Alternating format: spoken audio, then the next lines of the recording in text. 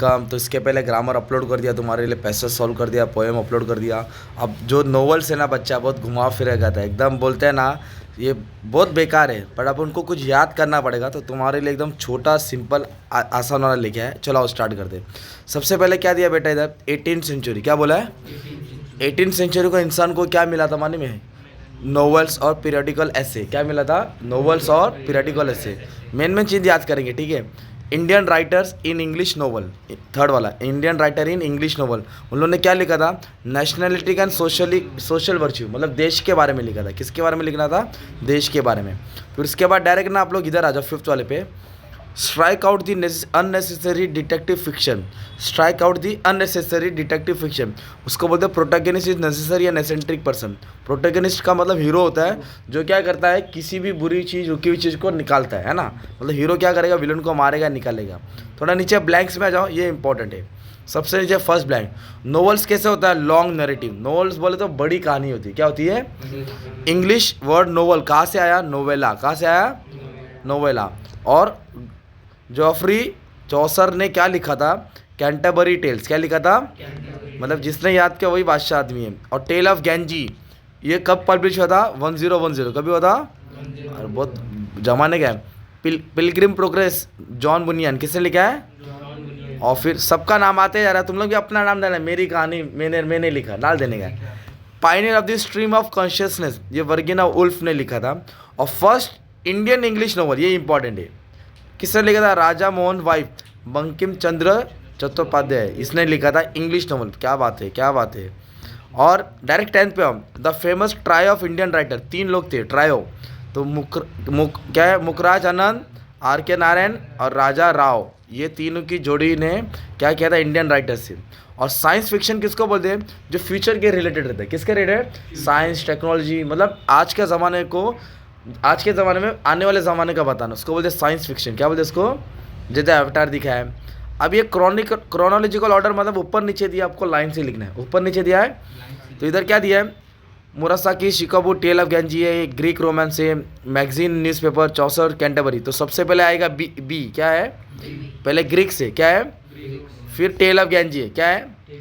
फिर magazine newspaper आया, फिर चौसर वाला आया। मतलब ऐसे याद करना पड़ेगा। ओके, सबसे पुराना ये वाला, ये मस्त है। क्रॉनिकल हो जाए सेकेंड वाला। सबसे पहले इंडस्ट्रियल रेवोल्यूशन होता, क्या होता? फिर रेवोल्यूशन के बाद लोगों के पास पैसा आने लगा, गरीबी थी ना इंग्लैंड में, फिर पैसा आया, मिडिल क्लास वाली क्लास, कमाया दमाया। फिर कमाया दमाने के बाद फिर नोवेल, क्या चला? नोवेल के बाद ड्रामा पोट्री, क्या है? Drama poetry. इस तरह तुमको इसको याद करना है, ठीक है। अब थोड़ा नीचे आ जाओ, ट्रू और फॉल्स में। किस में आ जाओ? तो सुनो, novels is recognise as the most dominate literary. हाँ भाई, बहुत फेमस है, चलता है, लोग पढ़ते हैं। लोग 500 रुपये दे के किताब खरीद के स्टोरी पढ़ते। क्या पढ़ते? थिएटर नहीं जाते। नॉवेल से related short narrative, false. Novel short नहीं होता, नॉवेल क्या होता है? Long. Tale of Genji is discover world first novel. Yes, tale of Genji पहला नॉवल से 1010 में आया था ना। Middle class people had a little interest in romance and tragedies. Yes, middle class के पास रोटी कपड़ा मकान, इसके अलावा और कुछ नहीं है। ये ट्रेजिडी, रोमांस, कॉमेडी, ये सब अमीर लोग के लिए, गरीब लोग क्या है बाद में, सब इन लोग के लिए नहीं था ये। तो ये ट्रू दिया। Yes, novel gave voice to the aspiration and longing of middle class. हाँ, ह्यूमन नोवेलिस्ट हैवन कंट्रीब्यूटेड। अरे गलत है ना भाई, ह्यूमन्स लोग ने भी बड़े बड़े नोवेल्स लिखे ना यार, तो ऐसे आप रीड कर लेंगे, ये भी मिल जाएगा। 9th वाला इंपॉर्टेंट है, 9th और 8th। Setting doesn't affect plot. Setting नहीं रहेगा तो स्टोरी जमेगी नहीं ना भाई, सेटिंग होना चाहिए। और स्ट्रगल इन अपोजिट फोर्स, उसको बोलते हैं कॉन्फ्लिक्ट। स्ट्रगल बोलते हैं लड़ाई झगड़ा, सास बहू, तू मैं, बल्लार दे बाहुबली, स्ट्रगल। ट्रू। ओके, ये ट्रू और फॉल्स हो गया, मतलब सुनने का मार्क्स है। अभी थीम है, देखो अभी मैच द फॉलोइंग है, तो डायरेक्ट आंसर ही पढ़ते हैं। थीम किसको बोलते हैं? सेंट्रल आइडिया बोलो। Theme, plot, course of event. Plot क्या है? Character, thumbnail. कैरेक्टर क्या है? थंबनेल। Setting, background. सेटिंग क्या है? आएगा डायरेक्ट 2 मार्क्स जमा होगा, लास्ट टाइम आया था बोर्ड में। फिर से आया, थीम सेंटर आइडिया है, प्लॉट कोर्स ऑफ इवेंट है, कॉन्फ्लिक्ट क्या है? ऑपोजिट फोर्स में स्ट्रगल होना, language style, technique of narration, technique of किस तरह स्टोरी को दर्शाया जाए, बताया जाए।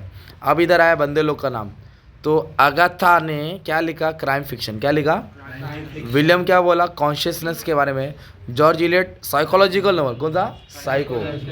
मैरली शैली science based novel, science based novel merely शैली। अगाथा क्राइम फिक्शन, है ना, ऐसे याद करना है आपको।